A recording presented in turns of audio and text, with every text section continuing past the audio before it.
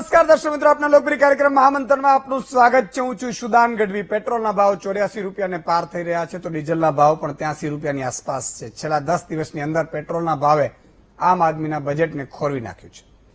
સતત વધી રહેલા ભાવથી લોકો પરેશાન થઈ રહ્યા છે, તો બીજી બાજુ ખિસ્સા પણ ખાલી થઈ રહ્યા છે. એક્સાઇઝ ડ્યુટી, ડીલર કમિશન સહિત અન્ય વસ્તુઓના ઉમેરા બાદ પેટ્રોલના ભાવ વધી રહ્યા છે. તો બીજી તરફ રાજ્ય સરકારો પણ વેટની વસૂલાત કરતા ભાવમાં બમણો વધારો થઈ રહ્યો છે. બીજા દેશોની સરખામણીએ ભારતમાં પેટ્રોલના ભાવ વધવા પાછળ કેટલાય તારણો પણ આપવામાં આવે છે. સવાલ એ થાય છે કે પેટ્રોલના ભાવને કાબૂમાં લેવા માટે સરકાર પાસે કોઈ મક્કમ પગલાં છે ખરા? શું રાજ્ય સરકાર વેટના ભાવ ઘટાડી ન શકે? કેન્દ્ર સરકાર એક્સાઇઝ ડ્યુટીના ભાવ ઘટાડી ન શકે? આ સહિતના સવાલો પર છે આજનું મહામંથન મારી સાથે.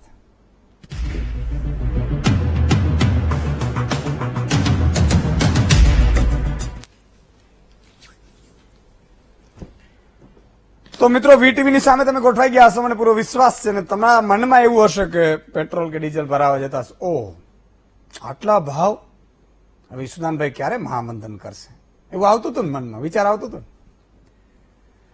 સાહેબ, પેટ્રોલ અને ડીઝલ એવા છે કે જે બહુ જ જરૂરિયાત વાળા છે. જેમ ઘઉં, ચોખા, અડદના ભાવ તો વધવાના નથી ક્યારેય, કારણ કે એ ખેડૂતોના હાથમાં હોય છે અને સ્વાભાવિક છે કે જે તમારા મારા હાથમાં હોય ક્યારે વધે નહીં. પણ એટલી ને એટલી જરૂરિયાત બીજી જો છે તો એ તેલ છે, પેટ્રોલ અને ડીઝલની. સાહેબ, કોઈ માણસ 20,000 રૂપિયા પગાર છે, હું જો કહી રહ્યો છું મધ્યમ વર્ગની, એની જગ્યા ઉપર બેસીને એકવાર સમજશો તો તમને વધારે એનો દર્દ ખ્યાલ આવશે. બાકી આજે મને સાહેબ 200 રૂપિયા લીટર થાય ને તો પોસાય એવું છે, બહુ ક્લિયર વાત કરું છું. તો મને આની પીડાની ખબર નહીં પડે, કે ના નેતાને ખબર પડે, કે ના અધિકારીઓને ખબર પડે. જે લોકો પ્રજાના પૈસે પેટ્રોલ ડીઝલ વાપરતા અને ભરાતા હોય એને શું ખબર પડે?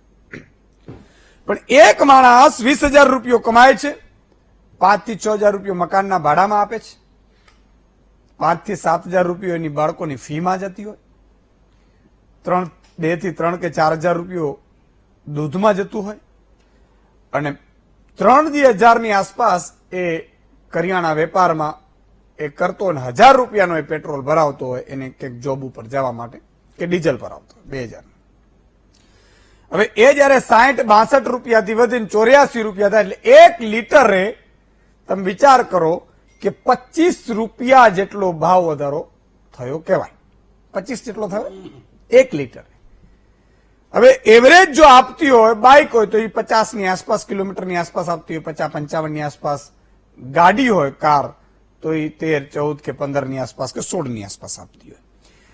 હવે 25 રૂપિયાનો વધારો છેલ્લા 6-8 10 મહિનામાં થયો હોય તો તમે કલ્પના કરી લો કે 60-62 મળનારો એમાં 25 વધારે, એટલે ઓલમોસ્ટ જો 2,000 નો ડીઝલ પેટ્રોલ ભરાવતો હોય ને 3,500 રૂપિયા એક માણસના 1,500 રૂપિયા ખિસ્સામાંથી, 1,500 થી 2,000 રૂપિયા ખિસ્સામાંથી નીકળે. આવા તમે વિચાર કરો, ગુજરાતના 4 કરોડ લોકો હોય તો 2-3 હજાર રૂપિયા, કોઈના 5,000 વધી ગયા હોય, કોઈના 8,000 વધી ગયા હોય, કોઈ ગાડી ચલાવતા આ તો એ વિચાર કરો તો હજારો કરોડ રૂપિયા છે એ તમારા મારા ખિસ્સામાંથી નીકળી જાય, સરકી જાય અને ખબર પણ ન પડે. હવે એમ કે છે કે આંતરરાષ્ટ્રીય ભાવો વધે છે એટલે ભાવ પેટ્રોલ ડીઝલના વધે છે. આંતરરાષ્ટ્રીયના 2011-12 13 વધ્યા હતા. 1 લીટરે તમે 50 રૂપિયા ટેક્સ નાખતા હો, 25-30 કે 32 રૂપિયા મળેલો ડીઝલ પેટ્રોલ આપણે 84-85 માં અહીંયા દિલ્હીમાં તો 90-92 ને મહારાષ્ટ્રમાં પહોંચે છે. તો તમે વિચાર કરો કે તમને કેટલી ઇન્કમ થાય. હવે ઘણા લોકો એમ કહે, સુદાનભાઈ વિકાસ કરવો તો ઇન્કમ તો થવી પડે. જો તમે નેતા હો, તમે કોન્ટ્રાક્ટમાં કમાણી કરતા હો તો આ વાત કરો, તમને કોઈ વાંધો જ નથી, કારણ કે તમારે તો એ જ કરવી પડે. કે તમને તો 25,000 વધારે 50,000 ફેર પડે, એમાં કોઈ ફેર નથી પડતો. ફેર અમને મધ્યમ વર્ગને ગરીબને પડે છે. સાહેબ, એક ગામડામાંથી અત્યારે વાડીઓ પણ દૂર આવેલી છે, એટલે એકથી બીજી વાડીમાં જવું પડે તો બાઇકથી જવું પડે, કારણ કે લાઇટ વહી જાય, પાવર વહી જાય એટલે મોટર પાછી ચાલુ કરવા જવાની, પાછી અહીંયા આવવાની, રાત્રે ચાલુ કરવા જવાની.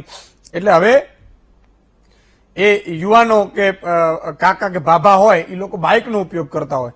હવે એ બાઇકનો ઉપયોગમાં પણ એને પેટ્રોલ ડીઝલના 2-5-3 હજાર રૂપિયા વધી જતા હોય એમાં, તો કેટલી સ્થિતિ થઈ. એક ટ્રેક્ટર છે એ કલાકના ભાવે ચાલતું હોય, એ પંચિયા ચાલતા હોય, ડીશ ચાલતી હોય, રોટાવેટર ચાલતું હોય, આ બધું ભાવ છે ઓલમોસ્ટ ડબલ થઈ જવાના ને, કારણ કે ખેડૂતને તકલીફ પડવાની છે, વેપારીઓને તકલીફ પડવાની છે, કારણ કે એને એક દુકાન, એના ઘરેથી દુકાને, પછી જમવા જવાનું, તો જમવા જવાનું બાઇકથી જ જશે, સ્કૂટીથી જશે, કોઈ બેન દીકરીઓ હશે એ ભણવા સ્કૂટીથી જશે. વિચાર કરો, આ મધ્યમ વર્ગથી માંડીને બધા લોકો આનાથી પીડિત છે. હવે થાય શું? જો પેટ્રોલ ડીઝલ તો હવે ઓફિસે જવું જ પડે, એટલે એમાં તો તમે ઘટાડો ન કરી શકો. તો એ લોકો શું કરે, 20,000 કમાનાર, કે દૂધના 4,000 રૂપિયા હોય ને, એ દીકરાને દૂધ ઓછું આપશે સાહેબ, અને 3,000 રૂપિયો કરી એનો ખર્ચો લાવી દેશે. આ સ્થિતિ છે, કારણ કે માંગવા તો જઈ નહીં શકે. તો માંગવા નહીં જઈ શકે તો એનો દીકરો કે દીકરી છે દૂધ ઓછું પીશે, તો એ કુપોષણ વાળો બાળક આપણા ગુજરાતમાં કે આપણા દેશમાં એ તમારા મારા માટે શરમની વાત કહેવાય કે ન કહેવાય? મિત્રો, એક વાત એનાથી હટીને વાત તમને કરું છું કે પેટ્રોલ ડીઝલના ભાવ ઉપર કઈ રીતે રાજનીતિ કરવામાં આવે છે. આજે ભાજપની સરકાર છે, કોંગ્રેસ વિરોધ કરી રહી હોય, એની પહેલા કોંગ્રેસની સરકાર હોય, ભાજપ વિરોધ કરી રહી હતી. કઈ રીતે કરતી હતી આવો એ બાઇટ સાંભળીએ. 2001માં ભાજપ નેતા પ્રકાશ જાવડેકરે પેટ્રોલ ડીઝલના ભાવ પર શું બોલ્યા હતા, આના ઉપર એક નજર કરીએ, સાંભળીએ. जो पेट्रोल की दरों में वृद्धि की है सरकार ने, उसका कोई आधार नहीं है. उसी दिन अंतर्राष्ट्रीय बाजार में कीमतें कम हुई है. हम चैलेंज करते सरकार को कि पूरी तरह से रिफाइंड पेट्रोल दिल्ली में 34 रुपए से मिल सकता है,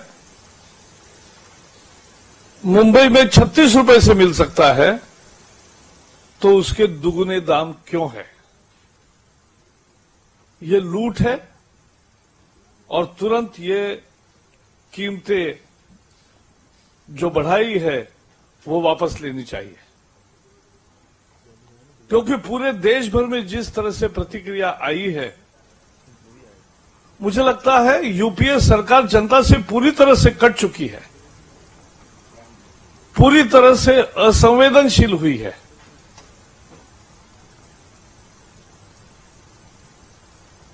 ऐसी संवेदनहीन सरकार हमने कभी नहीं देखी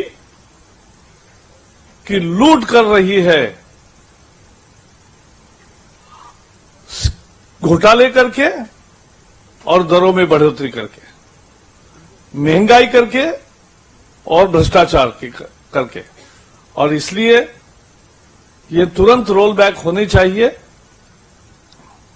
मुझे नहीं लगता कि वो कीमतें नहीं कम करेंगे और फिर भी पार्लियामेंट का सेशन ठीक चलेगा, ये नहीं हो सकता.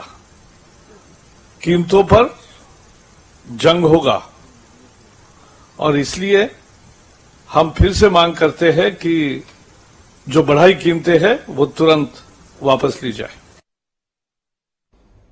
હવે તમે વિચાર કરો, આ પ્રકાશ જાવડેકર જે અત્યારે મંત્રી છે, કેન્દ્રીય મંત્રી છે, અને એમણે બહુ સારી વાત એક મને ગમી ભાજપની હંમેશા, કે પેટ્રોલ ડીઝલના ભાવ જો આ ઘટાડશે નહીં તો સંસદ નહીં ચાલવા દઈએ. કેવી હુંકાર કરી તમને એમ થાય તમને મને કે આ સરકારમાં આવી જાય શું કરે? અત્યારે એ સરકારમાં છે, બોલો. અને એ જે ભાવ હતા એના કરતા ભાવ વધારે અત્યારે છે. હાથીના દાંતની કહેવત સાંભળી તમે? હા, બરોબર કાકા બોલ્યા તમે. હાથીના દાંત દેખાડવાના જુદા હોય ને ચાવવાના જુદા હોય. સાહેબ, રાજકારણીઓ આ થઈ ગયા છે, રાજનીતિને બદનામ થઈ ગઈ છે રાજનીતિ. સાહેબ, શું કામ? આજે પેટ્રોલ ડીઝલના ભાવ ઉપર તમે ટેક્સ ને એક્સાઇઝ ડ્યુટી સતત વધારતી રહી. આમ કહેતા હતા GST, one tax one nation. Petrol ડીઝલના ભાવ ઘટી જાય ને એટલે જીએસટી નો નાખી, બોલો. જીએસટીમાં ન લાવ્યા, જીએસટીમાં કરો, હાલો કરો ને જીએસટીમાં. અને હજી કહું છું,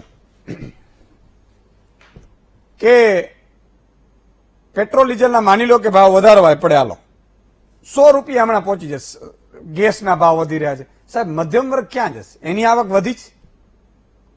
આજે મારી બહેનો દીકરીઓ મધ્યમ વર્ગની, એક ટીચર તરીકે ખાનગી શિક્ષિકા તરીકે કામ કરતી હોય મારી બહેન, આઉટસોર્સિંગ તરીકે નર્સના સફાઈ કામદારો બિચારા કામ કરતા હશે, 10-12 હજાર રૂપિયા કમાતા હશે. એ ઘર કેમ ચલાવશે સાહેબ? અને ઓફિસે નહીં જાય, 1 કલાક મોડું થાય તો પણ પગાર કપાઈ જશે.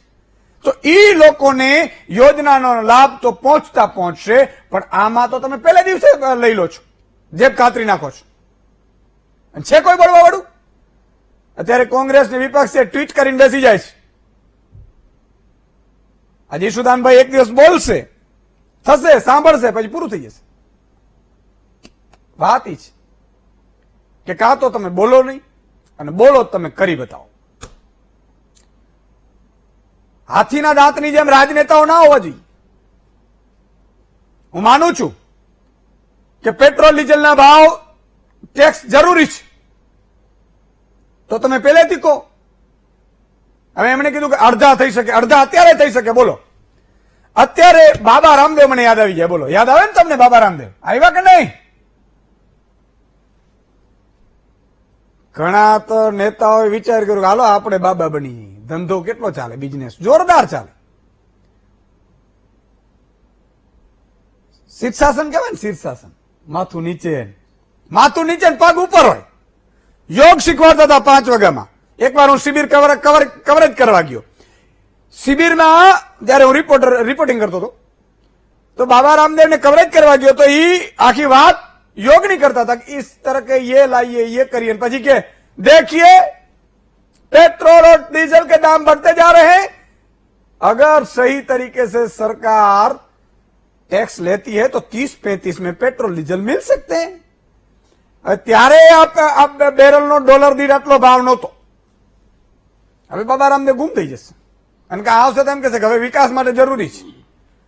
તો તમે એક નિવેદન રાખો, અમને વાંધો નથી, પણ જેમ તમે સાહેબ કાચિંડા છે ને, કાચિંડા દેખાતા બંધ થઈ ગયા. ગામડામાં તમને કાચિંડા દેખાય છે? કાચિંડા દેખાય છે? જો કીધું તમે નથી દેખાતા, નથી દેખાય ને. અને કાચિંડા દેખાતા હતા તો કાચિંડા રંગ બદલતા હતા. પણ એક કાચિંડાએ એવું કીધું, કેમ ભાઈ હવે આપણે રંગ બદલવાનું બંધ કરી દીધું? તો કે હવે મનુષ્યો છે ને સાહેબ, એ આપણાને ટક્કર મારે છે, હવે આપણે રંગ બદલવાની જરૂર નથી.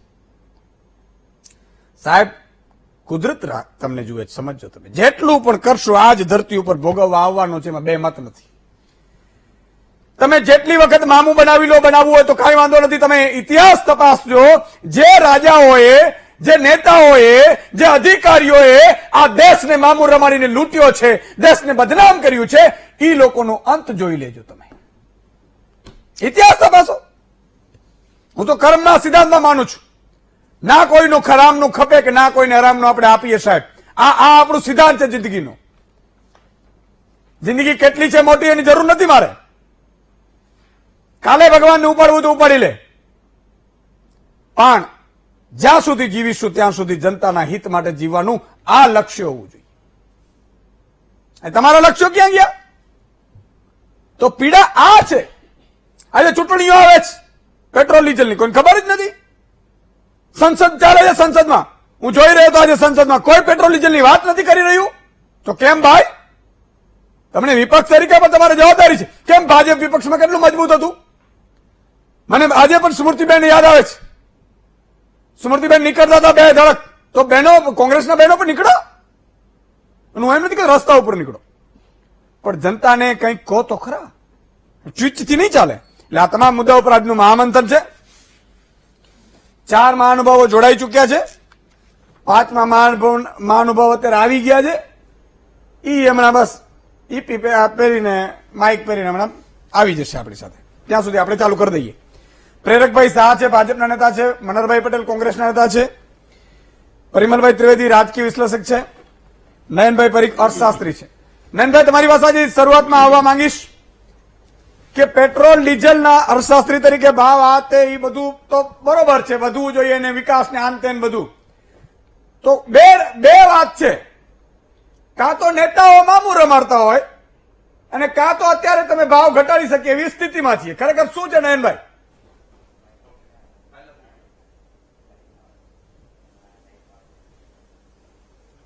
આપણે યશુદાનભાઈ જે પેટ્રોલ ડીઝલના ભાવ છે લગભગ અત્યારે તો 90 ની આસપાસ પહોંચ્યા છે, એમાં આપણે જોઈએ તો લગભગ આપણે ત્યાં 60% ઉપરાંત સરકારની એક્સાઇઝ ડ્યુટી અને વીએટી છે, 60-70% જેવા. એટલે હું ગણું છું કે આપણે જે પે કરીએ છીએ એમાંથી મોટો ફાળો સરકારને જાય છે, એક્સાઇઝ ડ્યુટીમાં કે વીએટીમાં.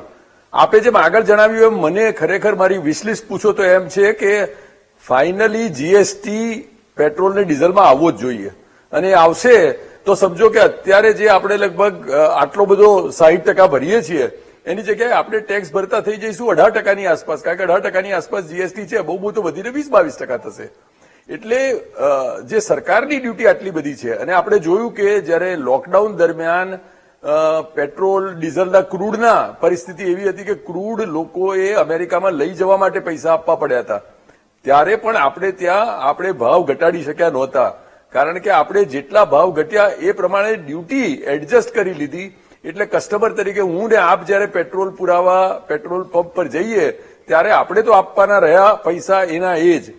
એટલે આપણા જે ભાવ છે એ ઘટે જો 60-70% કોમ્પોનન્ટ જે સરકારોના છે એ ઘટે તો, કારણ કે બાકીના બધા ક્રૂડ ઓઇલ ને બધાનો લગભગ ભાવ છે 20 થી 25 રૂપિયા પર લીટર.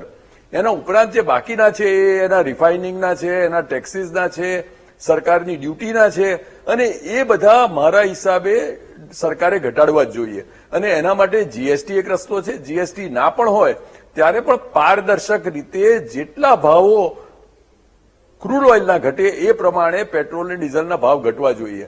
આપણે 166 દેશોમાં જોઈએ તો અમેરિકામાં $1 નીચે છે, આપણે ભાવ અત્યારે 90 રૂપિયા કરો એટલે લગભગ $1.25 થી $1.5 આસપાસ થઈ ગયો, અને એ પણ વધતો જતો અત્યારે લાગે છે.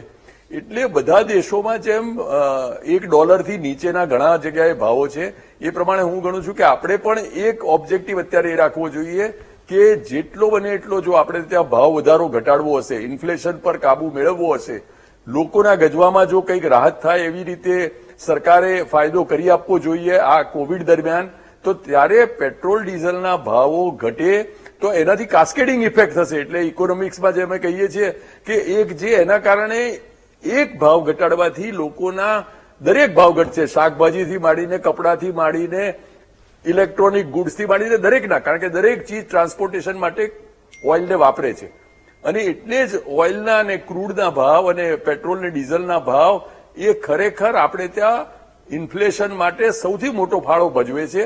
અને એટલે સરકારે અત્યારે ઇન્ફ્લેશન અને અનએમ્પ્લોયમેન્ટના જે બે મુખ્ય પ્રશ્નો છે એમાં ઇન્ફ્લેશનનો પ્રશ્ન મોટા ભાગે આપણે પેટ્રોલ અને ડીઝલના ભાવ કંટ્રોલ કરીને કરી શકીશું, અને સરકારની ડ્યુટી અત્યારે જો એમાં ઘટાડીએ તો મારા હિસાબે બહુ જ વ્યાજબી અને બહુ જ સમયસરનું સ્ટેપ ગણાશે. બિલકુલ, બહુ સાચી વાત કરી.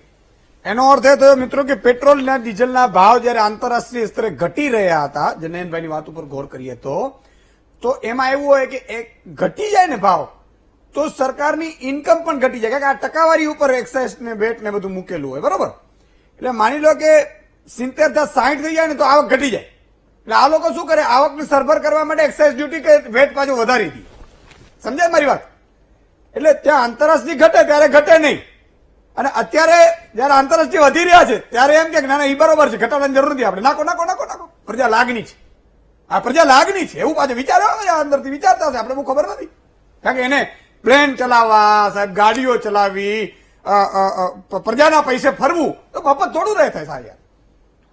જો વિકાસના કામો થતા હોય છે અને બધા કરતા હોય છે, પણ વિકાસે તમે સાહેબ ઉડે નહીં એટલું કરો. અમારા ખિસ્સા કાઢી નાખે ને એવો વિકાસ છે, પછી તમે વિકાસ ના નામે કાંઈ તો રહેવા દો. આમાં ખિસ્સામાં પંચીઓ નથી સાહેબ, નીકળતું નથી કાંઈ, ખાલી છે યાર, ખાલી છે. આ મધ્યમ વર્ગ ને ગરીબ કે છે સાહેબ, બે છેડા ભેગા નથી થતા.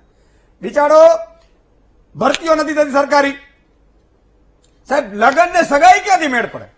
સગાઈઓ અટકીને પડી છે કેટલા યુવાનોની. મારા એમ કે છે કે હમણાં ભરતી આવે એટલે સગાઈ કરે, પાસ થાઉં તો કરું. આવી સ્થિતિઓ છે. ઘણા જો કે બિચારા લાઈનો ફેરવીને ગયા, આપણે આમાં વયા જઈએ, હવે આમાં ક્યાંક થાય તો મારી પેલી મારા મમ્મી ગયા છે પૂછવા છોકરીનું તો થઈ જાય એમ. આવી સ્થિતિઓ છે. હવે એના શ્રાપ લાગે તો કેવું થાય? એવું કહેતા હતા બધા શરૂઆતમાં કે ભાઈ બહુ લોકોના શ્રાપ લાગે, ગરીબોના, ના અંતર મધ્યમ વર્ગના. એ શ્રાપથી ડરતા હતા. ઋષિમુનિઓ તપસ્યા કરતા હોય, શાસ્ત્રોમાં છે, ત્યારે કોઈ રાક્ષસ જાય તો શ્રાપ આપે, શ્રાપથી ડરતા હતા. આ લોકોને ખબર જ નથી કે શ્રાપ શું હોય, શું કરી લેશે. એમ જ કે શું કરી લેશે ભાઈ, ચૂંટણીઓમાં કરી લેશું, જોઈ એ બધું ભૂલી જવાનું. આવી સ્થિતિ આવીને ઉભી ગઈ. એટલે મૂલ્યો છે, ધર્મ પાપ છે, એ ભૂલાઈ ગયું છે. એને અવડે રસ્તે વળી દીધો છે. ધર્મ એટલે શું થાય કે હિન્દુ છે, મુસ્લિમ છે, ઈસાઈ છે, ખ્રિસ્તી, એ ધર્મ છે, એ વિચારધારા છે. ધર્મ એટલે ખેડૂત પોતાનું ધર્મ કરે, મનુષ્ય ધર્મ છે, પત્રકારનું ધર્મ છે, રાજનેતા પોતાનું ધર્મ નિભાવે, રાજધર્મ. આ બધા ધર્મ છે. ખ્યાલ આવ્યો? રમીએ હજી મજા આવશે. તો પરિમલભાઈ, હવે આ વધતું જાય છે ને પીડા થાય છે ને કોઈને કહેવાતું નથી સેવાતું. જો ઈસુદાનજી, થોડુંક ફ્લેશબેકમાં હું લઈ જઈશ, કારણ કે હું તો સાયન્સનો વિદ્યાર્થી ગણાવું, પણ અર્થશાસ્ત્રને કોમન મેનની રીતે જોવું હોય તો કેવી રીતે જોવાય? તો ઇન્દિરાજીના સમયમાં એમ કહી શકાય કે લગભગ ₹1.5 લીટર પેટ્રોલ હતું અને દૂધ એમ કહી શકાય કે ₹2 આજુબાજુ હતું. ત્યારે એક ગીત આવ્યું હતું, તમે મનોજ કુમારનું પિક્ચરનું, બાકી તો બચ્ચા હે મહેંગાઈ માર ગઈ, તમને ખબર હોય તો. ડોક્ટર મનમોહનસિંહના સમયમાં પણ એક ગીત આવ્યું કે મહેંગાઈ ડાયન ખાય જાય. હવે આપણે અત્યારે મોદી સાહેબના રિજીમની વાત કરીએ ત્યારે પણ તમે જુઓ છો કે મહેંગાઈની ચર્ચા થાય છે. હું તમને આઝાદીના સમયની વાત નથી કરતો. આઝાદીના સમયમાં તો કદાચ પૈસામાં પેટ્રોલ મળતું હતું. હું વાત કરું છું 1975 આસપાસ, જયારે ₹1.70 હતો, જે આજે ₹80 છે. મારે એક વાત તો ચોક્કસ અહીંયા કહેવી છે કે ઇન્ફ્લેશન જે છે એ ગુડ્સ પ્રાઇસ અને સર્વિસ ઉપર આધારિત એક ફેક્ટર છે જે સમગ્ર દેશની ઇકોનોમીને બેલેન્સ કરે છે. આપણે ગુજરાતીમાં જે વિદ્યાર્થીઓ ભણતા હશે એને ખબર હશે કે માંગ અને પુરવઠો. કોઈ પણ વસ્તુની માંગ વધારે હોય અને પુરવઠો ઓછો હોય તો પણ ભાવ વધે. તો આ પરિસ્થિતિમાં ડિમાન્ડ અને સપ્લાય પણ ઇન્ફ્લેશન સાથે જોડાયેલું એક ખૂબ જ અગત્યનું ઘટક છે. હવે આપણે અત્યારે વાત કરીએ છીએ કે ક્રૂડના અને એના કાચા તેલના ભાવ દુનિયામાં બેરલ દીઠ મનમોહનસિંહજી વખતે કંઈક $40 હતા, $110 હતા, અત્યારે કંઈક $40 આજુબાજુ થાય, અને તેમ છતાં પણ પ્રાઇસ ઘટાડી શકતી નથી સરકાર. તો એની બાબતમાં ઈસુદાનજી એક વાત સમજવી જોઈએ કે સરકાર માટે કમાણીનું સાધન અથવા એમની પોતાની બચતનું સાધન, એ ખર્ચની બચતની સાધન, એ આ તેલ છે. તમને જાણીને નવાઈ લાગશે કે ઇન્દિરાજીનો સમય લો, ડોક્ટર મનમોહનસિંહનો લો કે મોદી સાહેબનો લો, લગભગ ભારત સરકાર ₹1 લાખ કરોડ જેટલી સબસિડી ઓઇલ અને પેટ્રોલમાં આપે છે. હવે કોઈ પણ સરકાર શું ઈચ્છે કે આ સબસિડી જેટલી ઓછી એટલા પૈસા અમારી પાસે વધારે આવે, અને એટલા પૈસા વધારે આવે તો અમે શું કરી શકીએ, તો અમે એ પૈસા ડિફેન્સમાં કે ઇન્ફ્રાસ્ટ્રક્ચરમાં કે હેલ્થમાં વાપરી શકીએ. હવે અહીંયા થયું શું કે હું તમને અહીંયા ચાઇનાનું ઉદાહરણ આપવા માંગીશ કે ચાઇનાની ઇન્ટરનેશનલ પોલિસી એવી છે કે ચાઇનાને પણ ક્યાંય દરિયા કિનારો નથી સુદાનજી, અને એની પણ વસ્તી 130 કરોડ આજુબાજુ છે. એ લોકોને પણ ખપત બહુ છે પેટ્રોલ અને ડીઝલની. એમને પણ મોટાભાગનું પેટ્રોલ એમની ડિમાન્ડનું આયાત કરવું પડે છે. પણ એમને ઇન્ટરનેશનલ રિલેશન એવા કર્યા કે તમે જુઓ, પાકિસ્તાનમાંથી આજે બલુચિસ્તાન વાળો રસ્તો છે, ત્યાંથી અમને ઈરાનમાંથી પેટ્રોલ શોર્ટ રૂટથી આવે ને કોસ્ટ ઘટાડા એવા પ્રયત્ન કર્યા.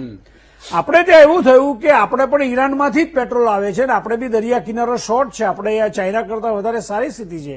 પણ તમને ખ્યાલ હોય તો જયારે અમેરિકાએ પ્રતિબંધ મૂક્યા ડોનાલ્ડ ટ્રમ્પે અને કીધું ભારત સરકારને કે ભાઈ ઈરાન સાથે અમારા સંબંધ સારા નથી, તમારે ત્યાંથી પેટ્રોલ ડીઝલ નહીં લેવાનું, એટલે આપણે બી સાઉદી અરેબિયા ઉપર આધાર રાખવો પડ્યો. મતલબ કે આપણો રૂટ લાંબો થઈ ગયો અને કોસ્ટ વધી ગઈ.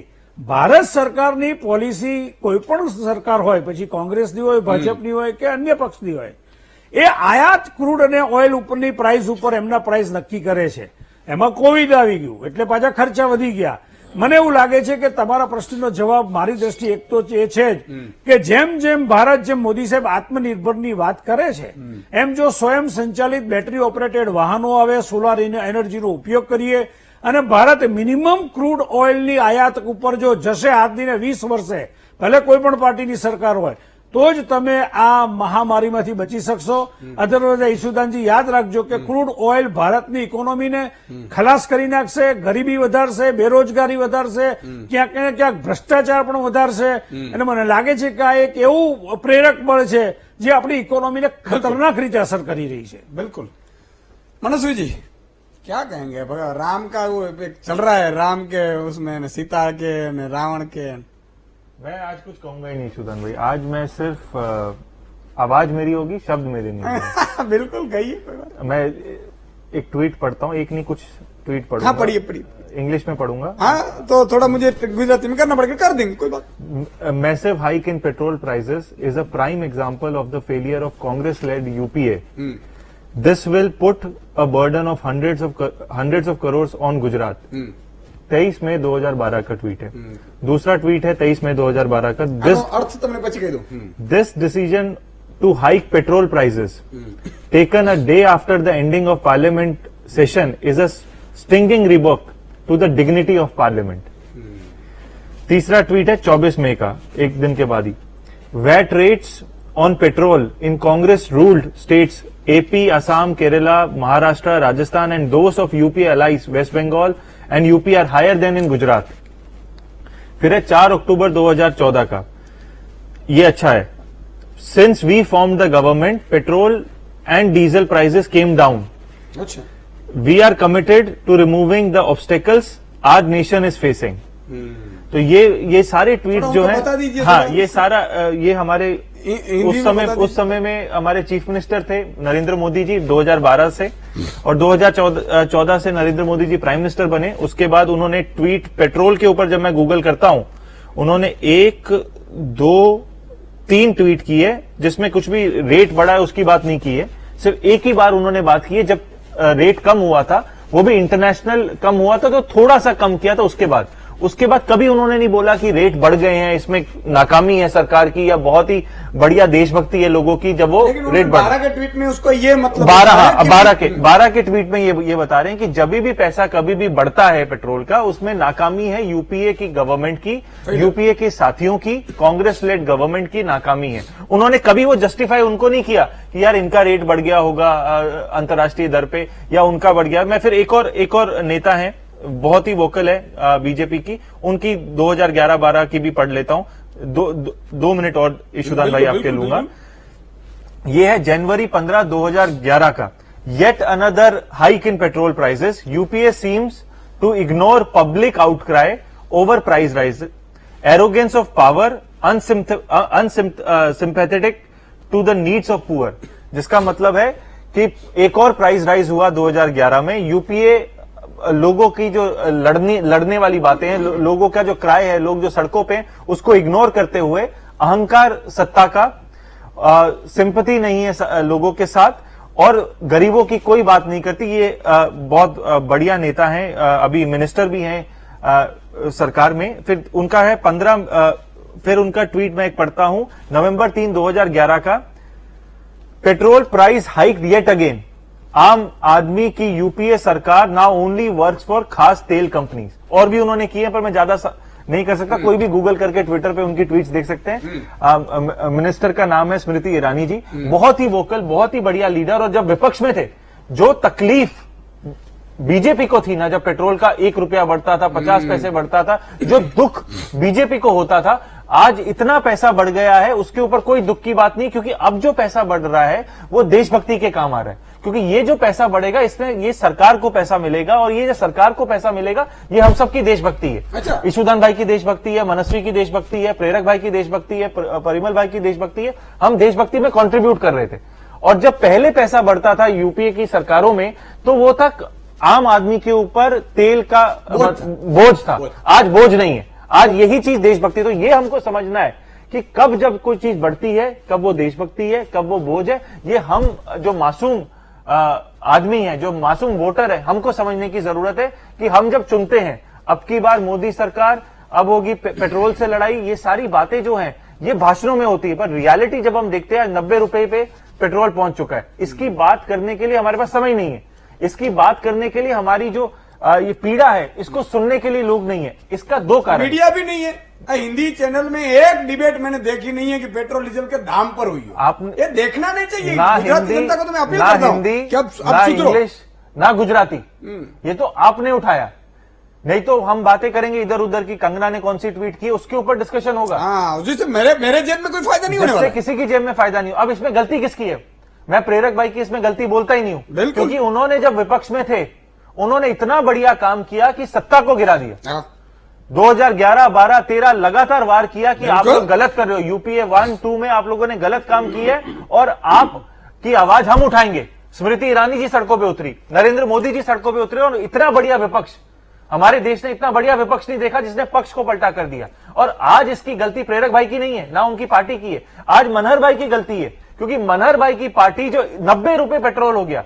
नरेंद्र मोदी जी की एक ट्वीट में यह लिखा है कि पेट्रोल का रेट बढ़ रहा है और डॉलर का रेट बढ़ रहा है, किसका ज्यादा गिर रहा है हमें नहीं समझ आ रहा। तो ये सारे मुद्दे उठाने की जब जिम्मेदारी विपक्ष की थी, विपक्ष बातें ही नहीं कर रहा, और विपक्ष उम्मीद लगा के बैठा है कि ईशुदान भाई एक दिन मौका लगाएंगे, एक डिबेट करेंगे और हम तब अपना रिसर्च करके आएंगे। ये सवाल इनको सड़कों पे लेके जाना है। ईशुदान भाई, मनस्वी और परिमल भाई तो अपना जो काम करना है वो कर रहे हैं, हम लोगों को जो जनता तक बचाना है अपनी रिसर्च के थ्रू हम बता रहे हैं, पर सवाल जो विपक्ष का है, जो जिम्मेदारी लोकतंत्र में विपक्ष की है, बिल्कुल। वो ये पूरी नहीं कर रहे। બિલકુલ। એટલે મિત્રો હવે તમને એ પણ ખબર પડતી હશે કે ખરેખર સાચો દેશપ્રેમ કોને કહેવાય। આ વીટીવી જે કરી રહી છે ને સાચો દેશપ્રેમ જો, હા, બેન કંગનાના ટ્વીટો ઉપર ડિબેટો કરે એ બધા કરનારા કરશે, કઈ વાંધો નહીં, કારણ કે હિન્દી ગુજરાતી ઇંગ્લિશ ચેનલોમાં તમારે નક્કી કરવાનું છે સાહેબ। અને એટલા માટે હું વારંવાર કહું છું કે વીટીવી જો, આ પરિમલભાઈ કીધું કે હું અમેરિકામાં હતો તો વીટીવી જ જોતો હતો। मेरे दोस्त अमेरिका अफ्रीका में होते हैं, वो बोलते हैं कि ईशुदान भाई को देखते हैं। હા, તો આ શું કામ ખબર છે? તો ત્યાંથી ડિબેટમાં બી આવે છે। હા, આ શું કામ ખબર સાહેબ? એ તમારે સમજી જવાની છે। ફેવરિટ ઉપર મૂકી દો વીટીવી, સવાર બપોર સાંજ, એટલે તમે છે ને સાચી હકીકત તમને ખબર પડશે। જો મારા ભાજપમાં એટલા જ મિત્રો છે, કોંગ્રેસમાં એટલા મિત્રો છે, ભાજપમાં બીજી પાર્ટીઓમાં પણ એટલા જ મિત્રો છે, પણ મિત્રતાની જગ્યાએ હું મારું ધર્મ ચૂકી ન શકું, અને ધર્મ ચૂકે ને એ દલો કહેવાય। ખ્યાલ આવ્યું? અને એટલા માટે હું કહું છું કે તમારે દલ્લાઓને જોવાની જરૂર નથી, સચ્ચાઈને જોવાની જરૂર છે। આ હું વારંવાર એટલા માટે આપને કહી રહ્યો છું કે તમારી પીડા ક્યાંક વહેતી થતી હશે, અને આ પોઝિટિવ લે છે, સરકાર પણ પોઝિટિવ લે છે, વિપક્ષને પણ હું કહું છું પોઝિટિવ લે છે। શું કામ ખબર છે? એને ખબર છે કે ઈશુદાનભાઈનું પોતાનું સ્વાર્થ આમાં કઈ નથી, વીટીવી ને ઈશુદાનભાઈને કઈ આમાં મળવાનું છે ભાઈ, બરોબર? ઘણા લોકો એમ કહે ટીઆરપી માટે, એવું ઘણા કહેવા વાળા હોય પાછા, ટીઆરપી બંધ છે હો ભાઈ અત્યારે। હા, ટીઆરપી કૌભાંડ થયા પછી ટીઆરપી આપતી જ નથી, આ તમને આ ક્લિયર કટ કહી દો, એટલે એ નીકળી ગયો ને। નહીં તો ઘણાને એવું હોય ભાઈ આ તો ટીઆરપી માટે કરતા હોય, ટીઆરપીઓ બંધ થઈ ગઈ, અમે રાજી છીએ કે બૂચ મારીને ટીઆરપીઓ લઈ લેતા હતા, એમાં તો કંઈક ડૂબી જતા હતા બધા। સાચી વસ્તુ સાહેબ તમારા અને મારા હિતની હશે ને, એ કોઈ પણ પક્ષનું હશે કોઈ, અને સારા કામ કરીએ છીએ તો આ જ મંચ ઉપરથી, મહામંત્રના મંચ ઉપરથી તારીફ કરતા પણ મને શરમ નથી આવતી। શું કામ? મારો ધર્મ છે સાહેબ। એટલે મનહરભાઈ તમારો ટર્ન।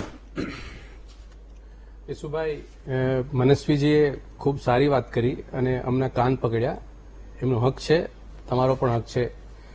કદાચ અમે કંઈ ને કંઈ શરત પણ ચૂકતા હશું, એ જ પરિણામ હોઈ શકે। અમારી ક્ષમતા કદાચ થોડીક ઓછી હશે, આવનારા દિવસોમાં એ પણ ક્ષમતા પુરવાર કરવાનો પ્રયત્ન કરશું। એ સહર સ્વીકારવું પડે કે એ લોકોની સરખામણીમાં અમે લોકો ક્યાં ઊણા ઉતર્યા છીએ કે ક્યાં નબળા પડ્યા છીએ। પ્રશ્ન એ છે કે જેમ 4-5 ટ્વીટની વાત કરી અને સાહેબે પણ થોડીક વાત કરી, મારે વાત કરવી છે કે પ્રધાનમંત્રીશ્રી અનેક વખત મીડિયાના માધ્યમથી એવું બોલ્યા હતા કે સીમા પર સમસ્યા નથી, આ દિલ્હી ઉપર સમસ્યા, દિલ્હીમાં સમસ્યા છે। આટલું બધું જે જ્ઞાન જે ધરાવતા હોય એ લોકોને ઓટોમેટિકલી ખબર પડે કે આ પરિસ્થિતિ આપણા દેશની કઈ તરફ જઈ રહી છે। હું ચોક્કસ માનું છું કે આપણે એવા લોકોની મસ્કરી કરી છે, એવા દેશની અંદર એવા અર્થશાસ્ત્રીઓની મસ્કરી કરી છે। આઉટપુટ આપણે શું આપ્યું 5 વર્ષની અંદર? એવા મહાન અર્થશાસ્ત્રી, વિશ્વવિખ્યાત અર્થશાસ્ત્રી જે દેશને પ્રધાનમંત્રી મળ્યા હતા, એને પેટ્રોલ અને ડીઝલ સાથે, એની ઉંમર સાથે ટિપ્પણી કરી હતી। આ બેહુદી ટિપ્પણી આ દેશના વડાપ્રધાનને ક્યારેય ન પોસાય। જો એ પોસાણી હોત, એને માન પણ આપ્યું હોત, અમે કાન પણ પકડ્યો હોત, પણ એમને જો પેટ્રોલ ને ડીઝલના ભાવ જે છે ને એની પોતાની ઉંમર કરતા ઓછા કર્યા હોત ને 100% અમે નમસ્કાર કરત અને અમે જાહેરમાં પ્રશંસા કરત કે આ ટિપ્પણી એની વ્યાજબી છે. પણ હું ઘણી વખત ઈસુભાઈ તમારા પ્લેટફોર્મ ઉપર કહું છું, કોંગ્રેસના એક આગેવાન તરીકે કહું છું અને એક વ્યક્તિગત મારી સમજ પ્રમાણે કહું છું, જાહેર જીવનનો માણસ નાનો હોય યા મોટો હોય, કોઈ પણ હોય, લોકોને ખૂબ મોટી અપેક્ષા હોય છે અને સૌથી મોટી અપેક્ષા એવું છે કે બોલે એની જીભાનમાંથી જે શબ્દ નીકળે એ શબ્દ ઉપર ખૂબ મોટી અપેક્ષા હોય છે. અને જ્યારે આવડા મોટા આગેવાનો જ્યારે શબ્દોની વેવડી વેરી નાખે ત્યારે લોકો, જ્યારે પાર્લામેન્ટ જેવું તમને સરસ મજાનું પ્લેટફોર્મ મળ્યું હોય, જ્યારે મોટી મોટી મેદની તમારી સામે તમને સાંભળવા માટે આતુર હોય, ત્યારે તમે તમારી પાસે આ દેશ માટે ચિંતા કરવાનો માત્ર ને માત્ર કોંગ્રેસ અને ધરોહરને આ રીતે નીચી પાડવી, નબળી પાડવી, આ જ શબ્દો હોય. સાહેબ, તમારો પ્રશ્ન છે પેટ્રોલ ડીઝલના ભાવનો રોજ કેમ વધે છે, એનો જવાબ છે સાહેબ દિલ્હીની ગવર્મેન્ટ. આપણે ગમે તેવું કહીએ, ગમે તેવી વાતો આપણે મૂકીએ, પણ સરકારમાં બેઠેલા લોકો જેની પાસે શાસન ધુરા છે એ લોકોની વાત મારે એ મૂકવી છે કે ઈસુભાઈ, આ દેશની અંદર ગયા વર્ષનું બજેટ હતું 30 લાખ કરોડ રૂપિયાનું સમથિંગ. આ 30 લાખ કરોડ રૂપિયાના બજેટની અંદર આ દેશની સરકાર 24 લાખ કરોડ તો સરકાર જનતાના ખીચામાંથી ટેક્સના રૂપે પૈસા લે છે. તમે વિચાર કરો, માત્ર ને માત્ર સરકાર પોતાના વહીવટી કરવા માટે માત્ર 6 કરોડ 7 કરોડની જ ચિંતા કરે છે.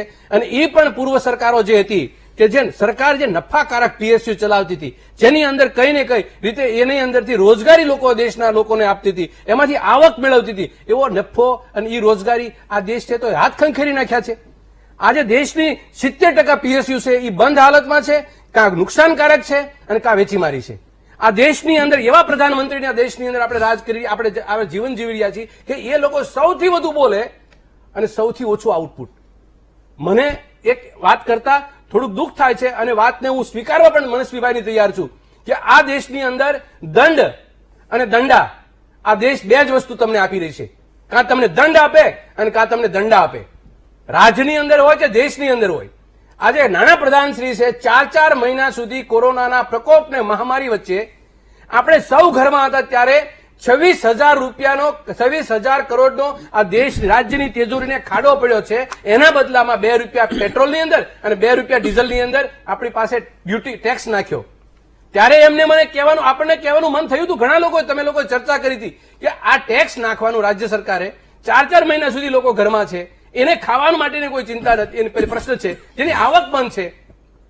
આવા સમયે રાજ્યની સરકારની સંવેદના એ હોય એક મા બાપ તરીકે કે મારી જનતાનું શું થતું હશે, મારી જનતા કઈ રીતે એનું પોતાનું પેટ ભરતી હશે, કે મારી જનતા કઈ રીતે એના 30 દિવસનો મહિનો પૂરો કરતી હશે. એનાથી આગળ વાત કરું, બહુ ગંભીર વાત છે યશુભાઈ કે આ દેશની અંદર લગભગ 6 કરોડ પીએફ ધારકો સરકારી કર્મચારીઓ છે. એના ટોટલ પૈસા લગભગ 10 લાખ કરોડ રૂપિયા બેંકની અંદર પડ્યા છે કે એના પીએફમાં પડ્યા છે. સાહેબ, કોરોનાની મહામારી અને પ્રકોપ વચ્ચે 4 મહિનાની અંદર 80 લાખ ધારકોએ 30,000 કરોડ રૂપિયા ઉપાડ્યા અને 50 લાખ ધારકોએ 22,000 કરોડ રૂપિયા મેડિકલના નામે ઉપાડ્યા અને 30 લાખ કરોડ રૂપિયા 8,000 કરોડ રૂપિયા કોરોનાની મહામારીને પ્રકોપને લઈને કઈ ને કઈ ભોગ બન્યા પડે. મારો કહેવાનું તાત્પર્ય આ સબ્જેક્ટ સાથે એ છું કે આ દેશની જનતા કે નોકરિયાત હોય એને સરકારી તિજોરીમાં પૈસો પડ્યો છે ને એ પણ પોતાની અંદર નાજુક પરિસ્થિતિમાં જોઈ રહી છે. આપણી એટલી વિશ્વસનીયતા 5 વર્ષમાં સરકારે હાંસલ કરી છે કે લોકો પોતાનો પૈસો બેંકમાં, 92 બેંકો બંધ થઈ ગઈ, 7-8 બેંકો મર્જર થઈ ગઈ. આ પરિસ્થિતિ, ડામાડોળ પરિસ્થિતિ. તમે કેવું એવું કોઈ દિવસ સાંભળ્યું ભાઈ ઈસુભાઈ? હેડલાઇન ઉપર જયારે પેપર, ટીવી ઉપર, પેપર ઉપર આવે એમાં લખાય કે રિઝર્વ બેંક દેવું કરીને સરકારને ઉધાર આપતી થઈ ગઈ છે. રિઝર્વ બેંક દેવું કરે અને સરકારને ઉધાર આપે, એની અંદર કહેવાય છે કે રિઝર્વ બેંક દેવું કરવું, એનો મતલબ એમ કે રિઝર્વ બેંક ગાંઠનું ગોપીચંદન ઘસી અને સરકારી બોન્ડ ખરીદી રહી છે. આવું વિશ્વમાં કોઈ દેશમાં ન થતું હોય, અને થતું હોય દેશનું દિવાળિયાત ફૂંકાતા હોય. આપણે અહીંયા આ દેશની અંદર આપણે જે વાતો કરી હતી, જે શબ્દો સાથે 14મી વાત કરી હતી, એની અંદર 5 વાત હતી સાહેબ. 5 વાત આજની તારીખે ભારતીય જનતા પાર્ટીનો એક નાનો કાર્યક્રમ બોલવા તૈયાર નથી. આપણે નિષ્ફળ કઈ એક રીતે પેટ્રોલ ડીઝલના ભાવમાં નથી, તમામ સ્તર ઉપર નિષ્ફળ ગયા છીએ. એની પહેલી વાત તમને કરું સાહેબ કે આજે 2 કરોડ લોકોને રોજગારી આપવાની વાત કરી હતી, એમાં તમે ગંગાને પવિત્ર કરવાની વાત, ચોખ્ખી કરવાની વાત કરી હતી. એની સાથે સાથે તમે ખેડૂતોની આવક બમણી કરવાની વાત કરી હતી. એની સાથે સાથે વિદેશમાંથી કાળું નાણું લાવવાની વાત કરી હતી. આ બધી મોંઘવારી 100 દિવસમાં ઘટાડી દઈશું અને 3 વખત અમે કોરોનાના પ્રકોપ વચ્ચે તમે બહાર લાવવાની વાત કરી હતી. નોટબંધીની અસરોમાંથી 51 દિવસોમાં બહાર લાવવાની વાત કરી હતી. 100 દિવસની અંદર તમે કાળું નાણું લાવવા માટે વાત કરી હતી. આ બધું કરનારું કોણ હતું? એક વ્યક્તિ બોલે આખી ભારતની જનતાનો પરિવાર બોલવા થઈ જાય અને દેશને અભિભૂત કરવાની વાત કરી જાય. તમારી પાસે બોલવાના સાધનો છે, તમને કોઈક સાંભળે એના માટે તમારી પાસે મિશનરી છે, તમને કોઈક સાંભળે એના માટે તમારી પાસે પ્રોપેગેન્ડા છે. એટલે તમે લોકો કારણે સંભળાવે રાખો. સ્થળ સમિતિ ઉપર જમીન ઉપર જે પરિસ્થિતિ તમારી પાસે આઉટપુટ આવે છે, હું તો એનો માટે પૂછું. હું એક નાગરિક તરીકે પૂછું કે મને પરિણામ શું મળ્યું, મારી શાળા ક્યાં ગઈ, મારી હોસ્પિટલ ક્યાં ગઈ, મને મારું સુરક્ષા ક્યાં ગઈ, મારું પેટની અંદર આવક મેળવવાની મારી આવક ક્યાં, રસ્તો ક્યાં ગયો. આ પરિસ્થિતિ આપણી પાસે નથી સાહેબ. અને આપણે એવું બોલીએ કે મનમોહનસિંહ એવી મસ્કરી કરીએ, રેઇનકોટની દાખલો આપીને આપણે એની મસ્કરી કરીએ, આપણે એની અંદર બાથરૂમ રેઇનકોટનો દાખલો આપીને અને એની ઉંમર સાથે ઘસાવાની વાત કરીએ. મને લાગે છે કે આપણે દેશની અંદર વિપક્ષની ભૂમિકામાં અમે આગળ વધવા માટે અમે મક્કમતાથી આનો વિરોધ કરશું અને આ રોડ ઉપર આવતા પણ અમે અચકાશું નહીં. જનતાની સુખાકારી માટે કોંગ્રેસ પક્ષે જે જગ્યાએ, જે સમયે, જે પરિસ્થિતિમાં જે પગલા ભરવાના થાય, જે એક્શનમાં આવવું એ એક્શનમાં આવ્યા છીએ. પણ આ દેશની અંદર આપણે સૌએ જનતાએ એ પણ સમજવાનું છે ઈસુભાઈ કે આ દેશની સરકાર અત્યારે જે રીતે એના ઘમંડ અને એની ક્રૂરતાથી જે કામ કરે છે. આજે સાહેબ એક વખત એવું હતું કે આપણે રસ્તા ઉપર આપણે કોઈ દી જોયું છે ખીલા, રસ્તા ઉપર ખીલા મારે? આપણે દેશના સરહદ ઉપર ખીલા મારવાના હોય. આપણે દેશને એવું બને છે કોઈ દિવસ કે દિવાલ બને? આ તો દિવાલ માટે બનાવવાની, દિવાલ તોડવાનું કામ સરકારનું છે. આ તો સરકાર દિવાલ બનાવે, રસ્તા ઉપર ખીલા મારે, આ સરકારના કામ છે. કેવો મેસેજ આપણે વિશ્વને આપી રહ્યા છીએ, આના થકી પણ આપણે સૌએ સમજવાની જરૂર છે. પ્રેરકભાઈને લઈએ, પણ એક નાનકડો વિરામ લઈ લઈએ. વિરામ બાદ તુરંત આવી ક્યાંય જતા નહીં. દર્શક મિત્રો, આપનું સ્વાગત છે. ધીરાખમો ફોન લાઈને ખોલીશું, પણ એકવાર દર્શક આમનું ટર્ન મહાનુભાવોનું પૂરું થઈ જાય. પ્રેરકભાઈ જી, ઈશુદાનભાઈ, આજે આપણે ચર્ચા એટલે કરીએ છીએ કે આપણે અહીંયા ગુજરાત સમાચારના બધા છાપાની અંદર હેડલાઇન બની છે કે પેટ્રોલ અને ડીઝલના ભાવની અંદર વધારો. તમે જો કે એપ્રિલ 2020 એમાં ક્રૂડનો ભાવ $16 હતો બેરલનો, જે ઓક્ટોબરની અંદર $36 આવ્યો ને અત્યારે $60 છે. એટલે ક્રૂડના ભાવમાં ટોટલ થઈને 375% વધારો થયો છે. અને તમે ઓક્ટોબરથી અત્યાર સુધીમાં જુઓ તો 36 થી લઈને 60, એટલે લગભગ 66% વધારો થયો છે. સામે પેટ્રોલનો ભાવ વધ્યો છે 7.63%. પેટ્રોલનો ભાવ નથી વધ્યો એવું નથી, પરંતુ પેટ્રોલનો ભાવ જયારે આપણે કરીએ ત્યારે આપણે માત્ર કેન્દ્ર સરકારને દોષિત ગણીએ એવું નથી, રાજ્ય સરકાર બી એટલી જ જવાબદાર છે. આજે ગુજરાત સમાચાર જેવા છાપા એ બી હેડલાઇન આપે છે તો મહારાષ્ટ્રની આપવી પડે છે કે મહારાષ્ટ્રની અંદર પેટ્રોલનો ભાવ ₹94 છે. આજે આખા દેશમાં સૌથી ઓછો કોઈ વેટ લેતું હોય તો એ ગુજરાત છે. તમે અહીંયાથી આ બાજુ, એટલે મનહરભાઈ તો ખૂબ સિનિયર નેતા છે, ભાવનગરથી લોકસભા બી લડેલા છે, ગુજરાત કોંગ્રેસના પૂર્વ પ્રભારી અશોક ગેહલોત ત્યાં ચીફ મિનિસ્ટર છે. તમે જો કે આજનું જો દૈનિક ભાસ્કર જે છે એ રાજસ્થાનનું લઈને આવો કે રાજસ્થાનનો ક્રૂડની કમાણી 3600 કરોડ છે અને પેટ્રોલ ઉપર વેટ સર્વાધિક 36% છે. એની સામે ગુજરાતની ક્રૂડની કમાણી 1550 કરોડ છે, જ્યારે વેટ સૌથી ઓછો 20% છે. એની સાથે સાથે રાજસ્થાને રોડ સેસ બી ₹1.75 લે છે. આ દૈનિક ભાષામાં પુરાવો એટલે લઈને આવવું પડે કે કોંગ્રેસ વાળા પાછા કેવું છે કે સેના જોડે પુરાવો માંગે તો અમારી જોડે તો ગમે ત્યારે પુરાવો માંગી શકે. હવે વાત કરી કે ભાવ વધ્યા છે, હું ના નથી પાડતો કે ભાવ ચોક્કસ વધ્યા છે, પરંતુ આજ કોંગ્રેસનું શાસન હતું ત્યારે 1/1/2014 સબસિડી વગરના એલપીજી બાટલાનો ભાવ ₹1241 હતો, અત્યારે દિલ્હીમાં ₹719 છે. આજ ફેબ્રુઆરી 2020ની અંદર એલપીજી બાટલાનો ભાવ ₹858 હતો, એમાં ₹139 ઘટાડો થયો છે. યુપીએ સરકારના 10 વર્ષમાં પેટ્રોલનો ભાવ ₹29 થી વધીને 23/3/2014 ₹72.63 હતો, એટલે 151% વધારો થયો હતો. જ્યારે આ 6 વર્ષમાં પેટ્રોલના ભાવમાં 14% વધારો થયો છે. પરંતુ સામે સરકારે, આપણે કાયમ 6 વર્ષ પહેલા પેટ્રોલ ડીઝલ ઉપર વાત કરતા હતા, અત્યારે બી ચર્ચા કરતા હતા, પરંતુ જે પરિમલ સાહેબે કીધું કે આપણે ભારત એનું જે ક્રૂડ છે એનું 82% ઇમ્પોર્ટ કરે છે, તો આ સરકારે એના ચોક્કસ પ્રયત્નો કર્યા છે કે કેવી રીતે આપણી ક્રૂડ આધારિત અર્થવ્યવસ્થા એ તેલ આધારિત અર્થવ્યવસ્થામાંથી અન્ય જે કહેવાય કે ગેસ આધારિત અર્થવ્યવસ્થા બને. આજ નરેન્દ્રભાઈ મોદી, આપણા પ્રધાનમંત્રી, જયારે અહીંયા ગુજરાતમાં ચીફ મિનિસ્ટર હતા ત્યારે તમામ જે રિક્ષાઓ જે આખા ગુજરાતની સીએનજી કરી, કોંગ્રેસ વાળા એનો વિરોધ કર્યો હતો. આજે સીએનજી વાળી રિક્ષા કરી એના કારણે તમે જુઓ કે પીપલ, પ્લેનેટ, પ્રોફિટ અને પોલ્યુશન, આ ચારેય પી ઉપર કામ કર્યું. આજે પેટ્રોલ કરતા સીએનજી નો ભાવ ઓછો છે. 2013 ની અંદર જે સીએનજી નો ભાવ જયારે કેન્દ્રમાં કોંગ્રેસની સરકાર હતી ત્યારે 66 રૂપિયા ને 30 પૈસા હતો. અત્યારે તમે સીએનજી નો ભાવ 55 રૂપિયા ને 95 પૈસા છે.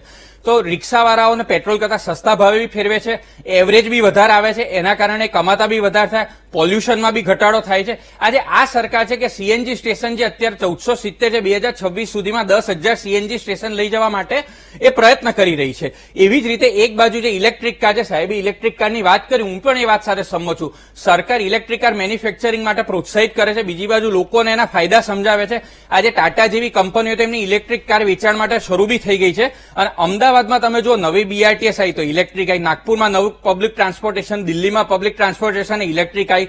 હાલ 150 ચાર્જિંગ સ્ટેશન આખા ઇન્ડિયામાં ઇલેક્ટ્રિકના છે અને સરકારનું ટાર્ગેટ છે કે 2025 સુધીમાં મોટા શહેરોમાં દર 4 કિલોમીટર એક ચાર્જિંગ સ્ટેશન બનાવવું. એટલે કે કેવી રીતે આપણી અર્થવ્યવસ્થા એ અન્ય આધારે. બાકી જયારે મનહરભાઈ વાત કરે છે કે મોંઘવારીની, તો હું તમને કહીશ કે મોંઘવારી બાબતે તો કોંગ્રેસને બોલવાનો જ હક નથી. તમને યાદ હશે કે 28/12/1984 ઇન્દિરાબેન ગાંધીજીએ બોલ્યા હતા કે દેશના વિકાસ માટે મોંઘવારી અગત્યનું પાસું છે, એટલે એમને તો બોલવાનો જ અધિકાર નથી. અને ડોક્ટર મનમોહન સિંહનો શબ્દ આપને યાદ હશે કે પૈસે પેડ પે નહીં ઉગતે. આ જ મોંઘવારીને ગરીબી હટાવવાની વાત કરતા જવાહરલાલ નહેરુજી કરતા હતા.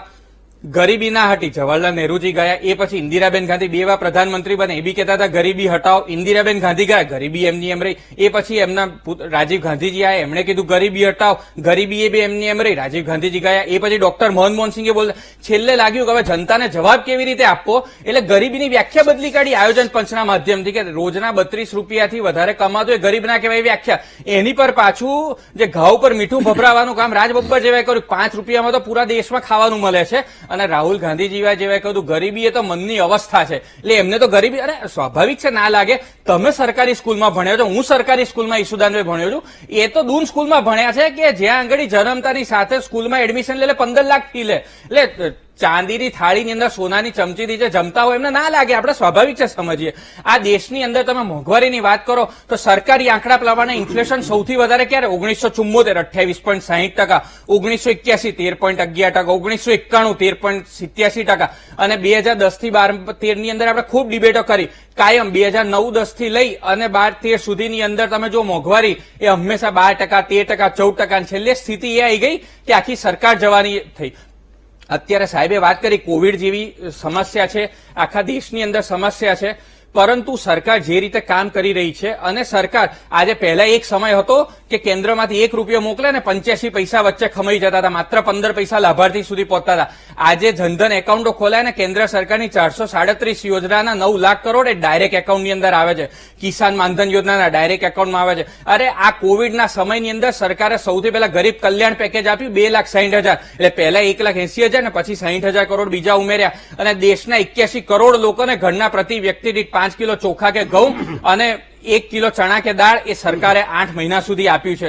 આ જ સરકાર છે કે જે વર્ષની અંદર 10,000 કિલોમીટરના હાઈવે બનાવે છે. ગરીબ વ્યક્તિને સૌથી વધુ શું અસર કરતી હોય છે? 4 ડી એ સૌથી વધુ અસર કરતી હોય છે. આ 4 ડી એટલે કયા? ડિઝાસ્ટર, ડિસીઝ, ડેથ અને ડિસેબિલિટી. આ સરકારે ચિંતા કરી છે 4 ડી ની સૌથી ઓછામાં ઓછી અસર થાય. આજે જો કોઈ વ્યક્તિને ડિસેબિલિટી થાય, કોઈ વ્યક્તિને ડિસીઝ થાય છે તેમને 5 લાખ રૂપિયા સુધીનું જે પ્રાઇવેટ હોસ્પિટલ, જે જગ્યાએ અમદાવાદનો શ્રીમંત વ્યક્તિ જે ડોક્ટર જોડે જે હોસ્પિટલમાં ટ્રીટમેન્ટ લે એ જ હોસ્પિટલમાં એ જ ડોક્ટર જોડે ટ્રીટમેન્ટ આપણા દાહોદ જિલ્લાના ગરબાડાનો વ્યક્તિ લે, એની ચિંતા સરકારે કરી છે. આ જ સરકારે ચિંતા કરી છે કે જન ઔષધિ સ્ટોર 7,000 આ દેશમાં ખોલ્યા અને 90% સુધી સસ્તી દવાઓ આ સરકારે ઉપલબ્ધ કરે છે. ઈસુદાનભાઈ મને સમય આપો, થોડોક સમય આપો, 1-2 મિનિટ.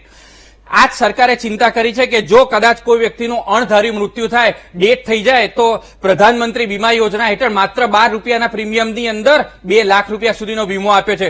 જો ન કરે ને નારાયણ જો ડિસેબિલિટી આવી જાય, વ્યક્તિ અપંગ બની જાય, પાર્શિયલી કે ફૂલી ડિસેબિલિટી આવી જાય, તો પ્રધાનમંત્રી જીવન જ્યોત વીમા યોજના હેઠળ માત્ર 330 રૂપિયાના પ્રીમિયમની અંદર 2 લાખનો ઇન્સ્યોરન્સ એ આ સરકારે આપ્યો છે. એટલે આ 4 ડી ઉપર જો કોઈ કામ કરશે, અને સૌથી મોટી વાત 14મા ફાઇનાન્સ કમિશન પ્રમાણે કેન્દ્ર સરકાર જે બી રૂપિયા કમાય છે એના 42% રૂપિયા એ રાજ્યોને જાય છે. એટલે કોંગ્રેસ વાળા જયારે આ વાત કરે ત્યારે સૌથી પહેલા એમને એક જ મિનિટ ઈશુદાનભાઈ, એમણે પહેલા એમના રાજ્યોની ચિંતા કરવી જોઈએ ને. જયારે આપણે કેન્દ્ર પેટ્રોલનો કે કહીએ ક્રૂડનો ભાવ આટલો છે અને પેટ્રોલનો ભાવ આટલો છે, ત્યારે આપણે સાથે ક્રૂડ જયારે આવે છે તો સૌથી પહેલા એની કસ્ટમ ડ્યુટી લાગે છે, દરિયાઈ ફ્રેટ લાગે છે, ઇન્સ્યોરન્સનો ખર્ચો લાગે છે, ઓનબોર્ડ કરાવવાનો ખર્ચો લાગે છે, અને સૌથી વધારે ક્રૂડ ઓઇલ જે છે એમાંથી રિફાઇન્ડ ઓઇલ એટલે ગેસોલિન ક્રેક, આ ગેસોલિન ક્રેકનો બી ખર્ચો હોય છે અને ગેસોલિન ક્રેકની કિંમત અત્યારે 3 ગણી વધી ગઈ છે. એ ચિંતા કરવી જોઈએ. હવે બીજી વાત ઈશુદાનભાઈ, તમે જે વાત કરી કે આને જીએસટીના દાયરામાં લાવવું જોઈએ, તમે સૌથી પહેલા વાત કરી અરુણ જેટલીજીએ ખૂબ પ્રયત્નો કર્યા હતા આના માટે, પરંતુ એ વખતે કોંગ્રેસ વાળા તૈયાર નતા. હું અત્યારે આપના માધ્યમથી કહું છું, આ જાહેર મંચ ઉપર એક મિનિટ, હું જાહેર મંચ ઉપરથી કહું છું, રાહુલ ગાંધીજી એક પ્રેસ કોન્ફરન્સ કરે અને એમના તમામ જે કેન્દ્ર શાસિત કોંગ્રેસના શાસિત રાજ્યોના ફાઇનાન્સ મિનિસ્ટર કે કેન્દ્ર સરકાર એ પેટ્રોલ અને ડીઝલ જો જીએસટીમાં લાવતો તો અમે તૈયાર છે, આવી એક પ્રેસ કોન્ફરન્સ કરે અને સપોર્ટ આપે. બાકી હું તમને વાત કરું કે મનહરભાઈએ વાત કરી કે બોર્ડર ઉપર ખિલ્લા લાગે, એ કઈ દેશની અંદર ના લાગે. વાત સાચી છે, ગોળી બી જે છે એ બોર્ડર ઉપર લાગે છે, દેશમાં નથી લાગતી. 19 માર્ચ 1987 ગુજરાતની અંદર એક ગોઝારો દિવસ હતો કે જ્યારે એક મિનિટ કોંગ્રેસની ગુજરાત સરકારે 19 ખેડૂતોને ગોળી ધરબી દીધી હતી ને બીજા 300 ખેડૂતો ઘાયલ થયા હતા એ દિવસ. એટલે એ ગોળી જે છે બોર્ડર ઉપર ચલાવવાની જરૂર હતી. જયારે ચાઇનાએ આપણી 38,000 સ્ક્વેર કિલોમીટર જમીન જે પચાઈ પાડીને જે આજે અક્ષય ચીન તરીકે ઓળખે છે, ત્યારે જો ગોળી આપી હોત આપણા સૈનિકોને તો આજે અમારે પાછો લેવા માટે પ્રયત્ન ના કરવો પડ્યો. પણ એક ફરીથી વિરામનો ટાઈમ થઈ ગયો મિત્રો, એટલે વિરામ બાદ આવું છું. અગત્યના પોઈન્ટ ઉપર હવે આવીશું. વિરામ બાદ દર્શક મિત્રો ફરીથી આપનું સ્વાગત છે. હવે બીજો સંક્ષિપ્ત વાળો ટર્ન ચાલુ થશે, પણ એકાદ દર્શક મિત્રો લઈ લો એટલે મને મજા આવે. પ્રકાશભાઈ ડભોઈ જોડાય છે. જી પ્રકાશભાઈ. હા ઈશુદાનભાઈ, જય માતાજી. જય માતાજી. 5 વર્ષે ફોન લાગ્યો, 5 વર્ષે.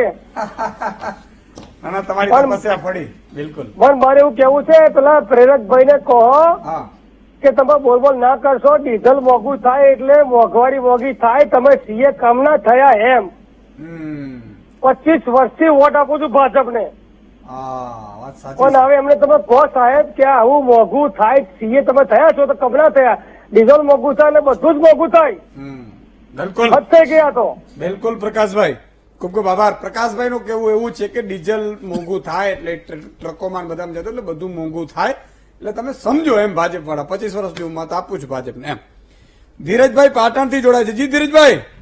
નમસ્કાર ઈશુદાનભાઈ, જય માતાજી. જય માતાજી. હવે મારો પ્રશ્ન છે કે આ ડીઝલ પેટ્રોલના ભાવ જો માની લો કે એક અમીર અને ગરીબ વર્ગ માટે કોઈ સરકારશ્રી એવી કોઈ વ્યવસ્થા કરી શકે જેના ગરીબને પેટ્રોલ અને ડીઝલ સસ્તું પડે અને એને પરવડી પણ શકે આ બેરોજગારીના સમયમાં, કોરોનાના કાળમાં. અને બીજું કે જે સરકારશ્રી આ નવી યોજના લાવવા માંગી રહી છે કે 4 દિવસ કામ કરવાનું અને 3 દિવસ બંધ, હવે એમાં ઓડ ઇવન પદ્ધતિ માની લો કે ભવિષ્યમાં લાગુ થાય તો મારા ખ્યાલથી પર્યાવરણની પણ બચત થશે અને પેટ્રોલ ડીઝલની પણ બચત થશે. બિલકુલ. કોઈ પણ પ્રવક્તા કે કોઈ પણ તજજ્ઞ આ વિશે પ્રકાશ પાડી શકશે? બિલકુલ ધીરજભાઈ, તમારી બહુ સજેશન સારું છે, ખૂબ ખૂબ આભાર. મિત્રો એક વાત સરકારે જો ઇન્કમ કરવાની જોઈએ તો માની લો કે સંપત્તિ ઉપર મિલકત વેરો ઠોકો. શું કામ ખબર છે? માની લો કે મેં બૂચ મારી 50 લાખની, મારતો નથી, ભગવાન કરવાય ન દે કોઈ દિવસ. આ તો એટલા માટે કે મારે ઉદાહરણ તો આપવું પડે વ્યવસ્થિત. માની લો કે મેં 50 લાખની બૂચ મારી એટલે હું રોકીશ ક્યાં રૂપિયા? કાં જમીનમાં રોકીશ, કાં હું ફ્લેટ લઈશ, કાં બંગલો લઈશ, કાં ફાર્મ હાઉસ લઈશ. હવે હું લઉં કાં હું મારા સગા સંબંધીને નામે લઉં. આ બધા અધિકારીઓ નેતાઓ લગભગ બૂચ આવી રીતે જ મારતા હોય છે આપણે, પણ એ લોકોને ખબર નથી કે મરવાની તારીખ નક્કી છે અને ટાંકણી જેટલી વસ્તુ લઈ જવાનું નથી, અને તમે બૂચ મારી હોય ને એની 100 ગણો તમારે આ જ ધરતી ઉપર ચૂકવવાનું છે. આટલી ખબર પડી જાય તો એ બંધ કરી દે, એટલી ખબર નથી પડતી કે પાપી આત્મા હોય છે. હવે એ જમીન અને મકાન ઉપર તમે ઈશુદાનભાઈ સમજો 5 મકાન બીજા લીધા તો નાખો 5,000, 10,000, 15,000 રૂપિયા સંપત્તિ tax, wealth tax. Petrol diesel હું એમ કહું છું કે મર્સિડીઝમાં ભરાવું, નાખો ને વધારે ભાવ, મને પોસાશે. મર્સિડીઝમાં હશે તો મને 200 રૂપિયા પોસાશે લીટરના. ખરો? ઈ નહીં કરે, કારણ કે એના ભાઈબંધો પાછા મિત્રો આવી જાય. મિત્રો આવે ને તમે હું થોડા મળી શકીએ યાર, એ તો આવે યાર દોસ્ત ન કર નહીં યાર, તમે સમજો નહીં યાર. ये अधिकारी के अधिकारी પછી મિનિસ્ટર ને કે નહીં સર ऐसा नहीं करना चाहिए ना, पॉसिबल नहीं है, इसमें फिर कालाबाजारी होगी, આમ કરીને મિસગાઈડ કરે. બોલો, કાળું નાણું આવી રીતે લાવવાના હતા, આવ્યું કે નહીં આવ્યું ખબર જ નથી. તમને કઈ કદાચ મળ્યું કાળું નાણું મને કહેજો, મને તો ખબર નથી પડી. એટલે આ આખી ઘટના છે. નયનભાઈ જોડાઈ ગયા? અચ્છા, નયનભાઈને પ્રોબ્લેમ થઈ. પેલા તો હું પરિમલભાઈ લઈ લઉં સંક્ષિપ્તમાં. પરિમલભાઈ જી. ઈશુદાનજી, જે આપણે ચર્ચા થઈ, મનસ્વીજીએ પણ કેટલાક ટ્વીટ જોયા અને મેં હજી પણ મારે તમને એક જ વાત વીટીવીના માધ્યમથી દર્શકોને પણ સમજાવી છે કે જે તમારે સરસ એક ભાઈએ કીધું કે ડીઝલના ભાવ વધે એટલે મોંઘવારી વધે. આપણી ટોટલ ઇકોનોમી એ ડીઝલ અને પેટ્રોલ ડિપેન્ડન્ટ છે. દુનિયાના નાના નાના દેશો પણ તમે જુઓ ને તો તમે જુઓ કે એ લોકો આમાંથી વિમુક્ત થઈ ગયા છે અને આપણે આઝાદીને આટલા વર્ષોથી આપણે નથી કરી શક્યા, એનું પરિણામ દરેક સરકાર ભોગવે છે. મને એવું લાગે છે કે ક્યાંક ને ક્યાંક નાણામંત્રી પણ આ બાબતમાં ચૂક કરી ગયા છે કે એમને જે કઈ રિસોર્સિસ ઓફ મની સરકારને પૈસા આપે એવી જે યોજનાઓ છે એમાં ઈશુદાનજી બે યોજનાઓ ઉપર બહુ મુખ્ય આપણો દેશની ઇકોનોમી આધારિત છે. એક direct tax consultant. Direct tax એ કોણ આપે છે? તો નોકરિયાત વર્ગ આપે છે. તમે જુઓ બિઝનેસમાંથી ઈશુદાનજી તમે ભવિષ્યમાં આપણે એક ડિબેટ કરશો કે આપણે ત્યાં સમૃદ્ધ કિસાનો પણ છે, ભલે એના ટકાવારી ઓછી છે, સમૃદ્ધ બિઝનેસમેનો પણ છે અને કેટલાક ખાનગી વ્યવસાય સાથે જોડાયેલા લોકો છે. ટેક્સ ભરનારાની સંખ્યા એ ટોટલ આપણી ભારતની વસ્તી છે એના 130 કરોડના કેટલા લોકો ટેક્સ ભરે છે જોજો. મારે કહેવામાં કોઈ અતિશયોક્તિ નથી ઈશુદાનજી કે ભારતનો મધ્યમ વર્ગ એ ગરીબોની પણ જવાબદારી ઉપાડે છે અને પૈસાવાળાઓની પણ જવાબદારી ઉપાડે છે. કઈ રીતે? કે કેટલા એવા પૈસાવાળાઓ છે જે વિજય માલ્યા જેવા, જે કોઈક નહીં કે હિસાબે એ આ પૈસા લઈને જતા બી રહે છે અને ટેક્સ ભરતા નથી. ગરીબ બિચારો ત્યાં ને ત્યાં છે, એની પાસે ટેક્સ ભરવા પૈસા નથી. મધ્યમ વર્ગ અને નોકરિયાત ઈશુદાનજી એવો છે કે જે આ કોસ્ટ પુલ અને ડિમાન્ડ, કોસ્ટ પુશ અને ડિમાન્ડ પુલ, જે ઇન્ફ્લેશનના બે મોટા ઇકોનોમિક્સના પાસા છે કે માંગ અને પુરવઠાની સાથે અને તમારા પૈસા જો ખૂબ વધી ગયા એ આવક અને ખર્ચ કરો એની સાથે જે બજારમાં મોંઘવારી વધે છે, બેરોજગારી વધે છે, એના કારણે આપણી ઇકોનોમી એ ઇમ્બેલેન્સ થાય છે. સરકાર માટે આ ચિંતાનો વિષય છે. આવનાર સમયમાં મોદી સરકાર માટે પણ આ ચિંતાનો વિષય બની શકે છે ઈશુદાનજી. કારણ એટલા માટે છે કે આપણે ત્યાં જે ટેક્સ પેયર છે એની સંખ્યા ખૂબ નાની છે. તમારી આજની ચર્ચામાં પેટ્રોલ અને મોંઘવારી સાથે આ એ પણ ચર્ચા આવી જોઈએ કે આપનારા કેટલા અને લેનારા કેટલા. બિલકુલ. નયનભાઈ, હવે છેલ્લા 12 મહિનાની વાત કરીએ તો પેટ્રોલ ડીઝલના જયારે ક્રૂડ ઓઇલના ભાવ ઘટ્યા હતા ત્યારે આપણે એક્સાઇઝ ડ્યુટી વધારી હતી. હવે એટલી તો પાછી ખેંચીને થોડીક રાહત અપાય એવી છે. આમાં ક્યાં મોટી વાત છે?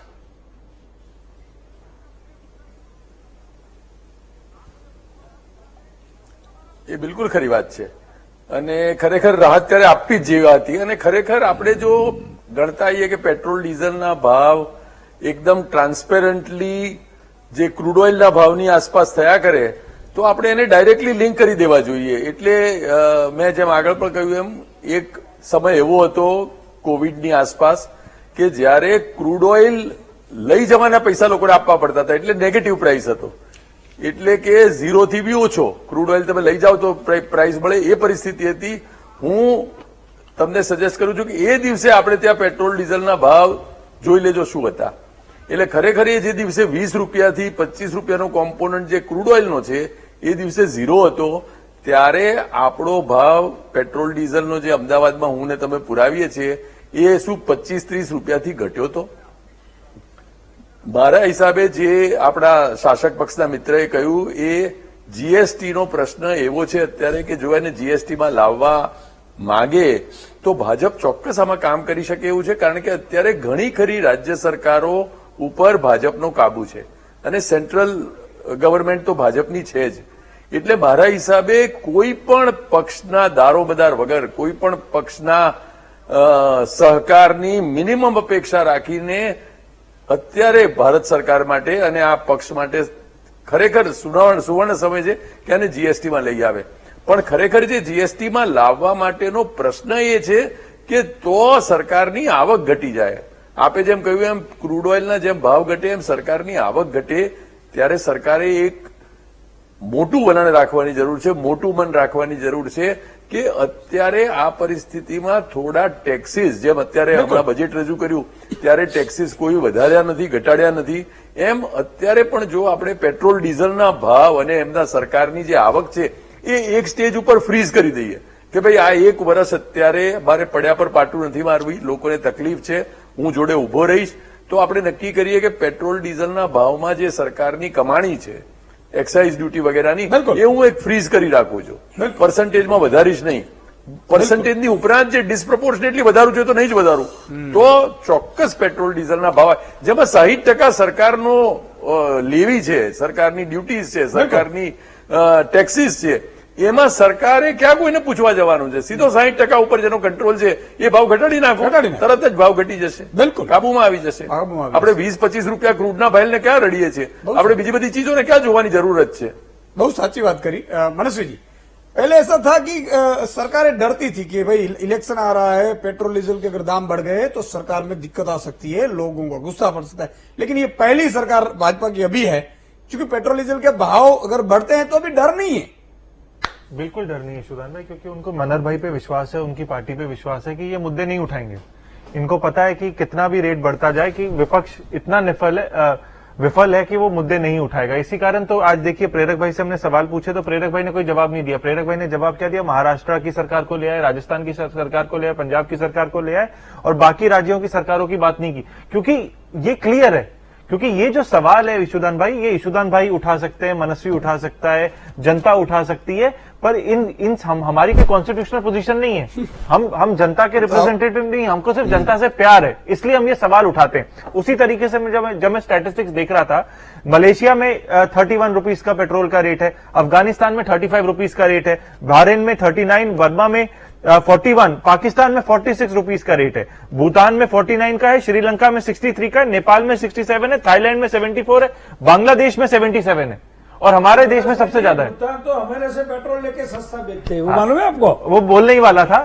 तो ये देखिए हमारे देश का जो क्रिएटिविटी है, ये देखिए हमारे आजू बाजू। और जब हम 2013-14 में, मुझे याद है जब इलेक्शन का टाइम आता था ईशुदान भाई, दो मैसेज बहुत ज्यादा चलते थे कि XYZ पॉलिटिकल आदमी का इतना स्विस बैंक में पैसा है, ABCD का इतना स्विस बैंक में पैसा है, इंदिरा गांधी का इतना पैसा है, जवाहरलाल नेहरू का इतना पैसा है, शरद पवार का इतना पैसा है। तो सबके स्विस बैंक के अकाउंट के कितने करोड़ों रुपए 00 लिख के आते थे।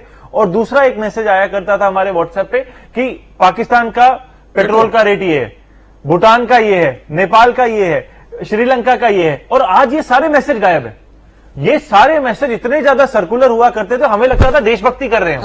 हमको लग रहा था ये मैसेज हम आगे फॉरवर्ड करेंगे तो लोगों को जागरूक करें कि कितने ज्यादा हमारे को ये UPA 2 और UPA 1 लूट रही है। फिर मामू बनने का ऐसा लगा? नहीं, ऐसा अब लग ही नहीं सकता, क्योंकि अभी जब हम टैक्स में ज्यादा पैसा भरते तो ये देशभक्ति का काम हो गया।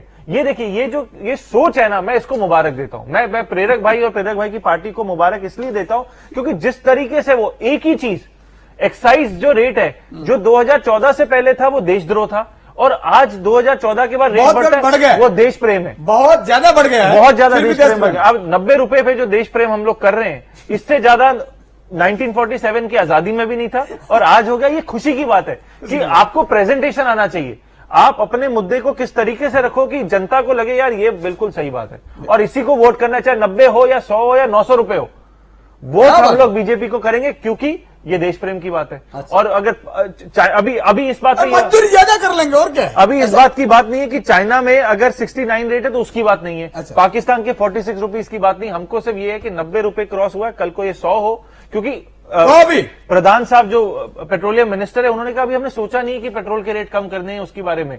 तो आज जब भी बात होगी, मेरा सवाल ये है कि प्रेरक भाई ने जब ये बोला कि जीएसटी में, एक ही सवाल है, जब जीएसटी में कांग्रेस ने मना कर दिया तो क्या हम कांग्रेस हाँ कहेगी या ना कहेगी उसके हिसाब से देश को चलाएंगे?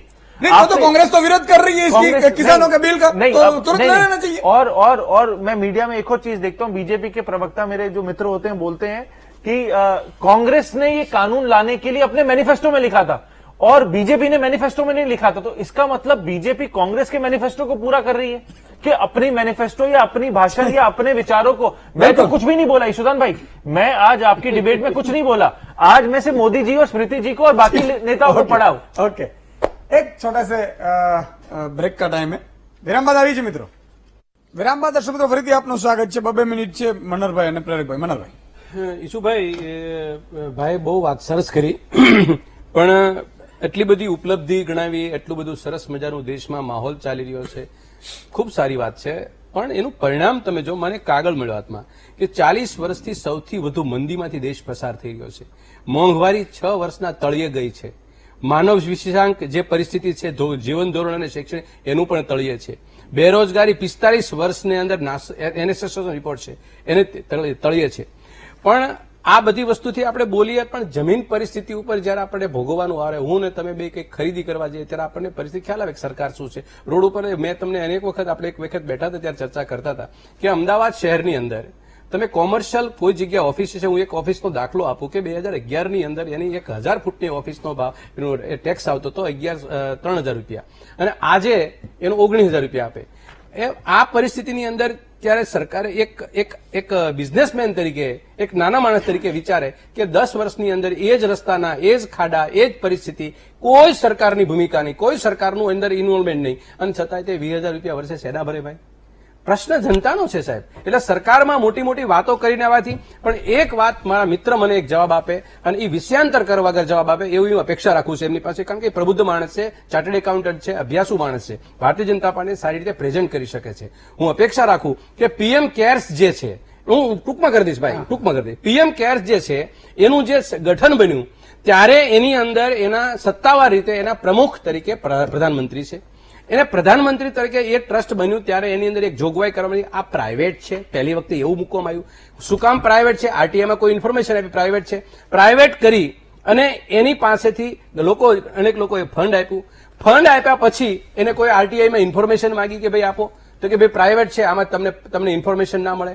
વળી લોકો પાસેથી વળી પાછું ફેરફાર કરવા માટે પીએમ કેર્સને જે તે સમયે કોર્પોરેશન ડોનેશન લેવાના આવ્યો ત્યારે 26/2005 ના રોજ 20 ના રોજ એની કંપની એક્ટની અંદર 2013માં સુધારો કર્યો અને CSR ફંડ લેવા માટેની વાત કરી. હવે મને તમે કહો સાહેબ, ફંડ લેવું હોય એટલે ત્યારે સરકારનું અને જયારે જવાબ આપવા હોય ત્યારે પ્રાઇવેટ. આ માટે મને એક જવાબ આપે. બીજી વાત એ કરી દો, અમને અનેક વખત સવાલ અમારા પૂર્વ ભારતીય જનતા પાર્ટીના એ લોકોના આગેવાનોએ કોંગ્રેસને અનેક વખત સવાલ પૂછેલા કે રાજીવ ગાંધી ફાઉન્ડેશનનો હિસાબ આપો. રાજીવ ગાંધી, હું અહીંયા 3 ટ્રસ્ટો છે, વિવેકાનંદ ફાઉન્ડેશન, ઇન્ડિયન ફાઉન્ડેશન અને ઓવરસીઝ ફ્રેન્ડ્સ ઓફ અમેરિકા. આ 3 આજે ચાલે છે ટ્રસ્ટ. સાહેબ આ મેં તમને કીધું કે આજે આપણી પાસે જે પરિસ્થિતિ છે એ પરિસ્થિતિ એટલા માટે કહું, દેશના સીમાડા ઉપર નથી, દેશને ક્યાંય નથી, આ દિલ્હીના દરબારમાં છે. અને જે લોકોએ મનસ્વીજીએ વાત કરી બહુ સરસ મજાની જે કહેવાની એ વાત ઉપરથી આપણને એવું લાગે કે આ જવાબ જનતાને મળવા જોઈએ, બેધારી વાત ન કરવી જોઈએ. મને ખાલી 3 જ મિનિટ આપજો. એક સવાલ ઉઠ્યો કે આજુબાજુના દેશોની વાત કરી, એમાં ખાસ ભૂતાનની વાત કરી. હું કહીશ કે આપણે ભૂતાન જોડે કમ્પેરિઝન કર્યું છે. ભૂતાનની અંદર તો પૂરતા પ્રમાણમાં વીજળી બી નથી, રેલ કનેક્ટિવિટી બી નથી ને પોતાનો પોર્ટે નથી. ઇવન ત્યાં સુધી કે ભૂતાન વાળા પોતાની આર્મી નથી રાખતા. એમણે ભારત જોડે કરાર કર્યો છે કે એને રક્ષણ આપશે કોણ? ભારતની આર્મી. બીજી વાત કરી કે જીએસટી ની અંદર લાવવા માટેની, હું કે તમે કેમ નથી લાવી શકતા, બહુમતી તમારી છે. જીએસટી ની અંદર તમને ખ્યાલ હશે ઈશુદાનભાઈ કે કોઈ પણ નિર્ણય લેવાય જીએસટી કાઉન્સિલમાં લેવાય છે અને બહુમતીના આધારે નહીં, સર્વસંમતિથી. કોઈ બી એક જો નારાજ હોય કે એક જો મંજૂરી નથી આપતો તો બી નથી લેવાતો. બીજું, જયારે પેટ્રોલ ડીઝલની વાત કરીએ તો deregulation of fuel prices is much needed reform. There is need a rationalize to fuel prices. આ ડોક્ટર મનમોહન સિંહનું 25 જૂન 2010નું નિવેદન છે. અને સૌથી અગત્યની વાત, યુપીએ સરકારે 1.40 લાખ કરોડના પેટ્રો બોન્ડ ઇસ્યુ કરેલા. પેટ્રો બોન્ડ એટલે જે આપણે જ્યાંથી લઈએ ને ક્રૂડ એને આપ્યા હોય એનું વ્યાજ એ આ સરકાર ચૂકવી રહી છે 10-10 હજાર કરોડ રૂપિયા. હવે જે એમણે વાત કરી કે પીએમ કેર, થોડુંક એમણે વિષયાંતર કર્યો પણ હું જવાબ આપી દઉં. આપણે બજેટના દિવસે બી ચર્ચા થઈ હતી. પ્રધાનમંત્રી નેશનલ રિલીફ ફંડ 1991માં આપણા દેશના બજેટમાંથી પ્રધાનમંત્રી નેશનલ રિલીફ ફંડમાંથી 100 કરોડ રાજીવ ગાંધી ફાઉન્ડેશનને અપાયા. અને રાજીવ ગાંધી ફાઉન્ડેશનના 2006ના વાર્ષિક રિપોર્ટની અંદર એ છે, તો કેવી રીતે આપણા દેશ સરકાર બજેટમાંથી આપી શકે? બીજું, જ્યારે આપણે રાજીવ ગાંધી ફાઉન્ડેશનની વાત કરીએ છીએ ત્યારે એક જ મિનિટ રાજીવ ગાંધી ફાઉન્ડેશનની વાત કરીએ છીએ ત્યારે એના ઓડિટર હતા રામેશ્વર ઠાકુર એન્ડ કંપની. એક મિનિટ, દર 3 વર્ષો ઓડિટર બદલાય. 5 દશક સુધી એક જ ઓડિટર રહ્યા. અને રામેશ્વર ઠાકુર કોણ હતા? કોંગ્રેસના સાંસદ, પછી એ રાજ્યપાલ રહ્યા, કેન્દ્ર સરકાર મિનિસ્ટર રહ્યા. હવે જયારે વાત કરીએ પીએમ કેર ફંડની, તો રસી માટે 2000 કરોડ ફાળવ્યા છે. દેશની અંદર અત્યાર સુધીમાં 47,000 વેન્ટિલેટર હતા. અત્યારે 50,000 વેન્ટિલેટર પીએમ કેર ફંડની અંદરથી આવ્યા છે. પીએમ કેર ફંડની જયારે વાત કરીએ છીએ ત્યારે એમણે જોઈ સૌથી પહેલા રાજીવ ગાંધી ફાઉન્ડેશન અને પ્રધાનમંત્રી નેશનલ રિલીફ ફંડની ચિંતા કરવી જોઈએ. એ પછી સવાલ પૂછવો જોઈએ. અને સૌથી પહેલા 5 દશક સુધી એક સરખા ઓડિટર કેમ આપ્યા? એક જ ઓડિટર રામેશ્વર ઠાકુરે કંપની કેમ રાખી હતી? એનો જવાબ આપવો જોઈએ. प्रेरक भाई, आपने बिल्कुल सही बोला. पीएमएनआरएफ जो फंड है ईशुदान भाई, उन्होंने वो गलती की, राजीव गांधी फाउंडेशन को दिया, इसी कारण वो बाहर है आज सरकार से। और आज जब पीएम केयर के बारे में पूछा जाता है, जिसका आज का टॉपिक नहीं है, पर पूछा जाता है, प्रेरक भाई उसका जवाब देने के बदले पीएमएनआरएफ पे चले जाते हैं। ये तकलीफ है। तो जवाब आज का सवाल का आज जूनो इतिहास एमना जूना वो गलत है, वो गलत है, तभी वो बाहर है। आप सही हो, आप सही हो, तभी तो जवाब दो। પોકારીને સાંભળવું પડશે प्रेरक भाई वो गलत है, અને तभी बाहर પૂરેપૂરી है। હિસ્ટ્રી સાથે અમારું તો ટ્રાન્સપરન્સી वो बाहर है क्योंकि गलत है। आप अच्छे हो, इसलिए आपको लोगों ने वोट किया और आप जवाब दीजिए। પીએમ કેર ફંડ ની અંદર સભ્ય કોણ છે? દેશના ડિફેન્સ મિનિસ્ટર, અરે જે પણ કોઈ બી યાર, સરકારના આવી શકે છે. RTI માં આપવાની વાત છે. કેમ તમે મોઢે જ બોલો છો? RTI અરે માં. શબ્દો પર કેમ ઓડિટર રાખો છો મૂકેલા ભાઈ? છે અને અમે તો અરે ટ્રાન્સપરન્સી પણ તમે સાથે ઓનલાઈન જોઈ શકો છો. કાગળ ઉપર તમે જવાબ રાજીવ આપો. ગાંધી ફાઉન્ડેશન ની અંદર કાગળ કઈ ઉપર જવાબ લક્ઝમબર્ગથી આવે છે. સમયનો અભાવ છે એટલે પ્રેરકભાઈ, મનનભાઈ, પરિમલભાઈ, મનસ્વીભાઈ અને નયનભાઈ તમામનો ખૂબ ખૂબ આભાર. દર્શક મિત્રો તમે પણ જોડાઈ શકે, ન જોડાઈ શકે, એમનો પણ ખૂબ ખૂબ આભાર. વાત એટલી જ છે કે અમે જયારે પેટ્રોલ ડીઝલ ભરાવા જઈએ છીએ ને સાહેબ, ત્યારે આંખી ઓળે આવે છે, આમ કહીએ આંખો ઓળે આવે છે, એટલે બહુ પીડા થાય છે. અને બાળકોના દૂધ અને એ ઓછું કરીને અમે પેટ્રોલ ડીઝલમાં આપવું પડે છે. એટલે મહેરબાની કરીને જો નજર કરી શકો છો વાંધો નહીં, બાકી તો અમે તમારી જ પ્રજા છીએ ભારતની, કઈ બીજે તો અમે આશા ન રાખી શકીએ. વિરામ બાદ વિરામ શું આના પૂરા પછી સીધું વાયરલ ન્યૂઝ.